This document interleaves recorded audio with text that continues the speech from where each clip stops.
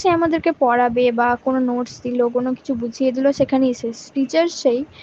টিচার্সের কিছু কিছু আদর্শ গুণাবলী থাকে, যেমন টিচার্স কি ফ্রেন্ড, ফিলোসফার, গাইডের মতো। ফ্রেন্ড মানে সে বন্ধুর মতো সবসময় পাশে থাকবে যে কোনো পরিস্থিতিতে, যাতে আমরা তাকে সবকিছু ফ্রেন্ডের মতো শেয়ার করতে পারি, তাকে আমাদের প্রবলেম সম্পর্কে বোঝাতে পারি, যে কোথায় কি হচ্ছে তাকে আমরা সংকোচ বোধ না করে নিজেদের সমস্যা শেয়ার করলে সে চেষ্টা করবে আমাদেরকে সমস্যার সমাধান বা কি থেকে কি হবে সেটা বুঝিয়ে দেওয়ার।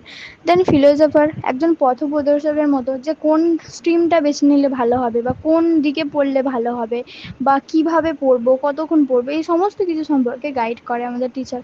গাইড মানে সে তো আমাদের কলেজ গাইডারের মতনই গাইড করে। তো এই তিনটে সংমিশ্রণ হলো একজন টিচার। তো একটা শিক্ষকের যে সমস্ত গুণাবলী থাকতে হবে, যে সমস্ত আদর্শ গুণাবলী, তার মধ্যে সুবিবেচক, তিনি একজন সুবিবেচক হবেন, যিনি সমস্ত জিনিস বিচক্ষণভাবে বিচার করতে পারবে, এবং একটি বাচ্চার মধ্যে কিসের প্রবণতা বা কিসের সম্ভাবনা বেশি, সে আঁকতে ভালোবাসে না, সে লিখতে ভালোবাসে না, সে নাচতে গাইতে কোনটা ভালোবাসে, সেই জিনিসগুলো খুঁজে বার করতে একমাত্র একজন ভালো টিচারই পারে।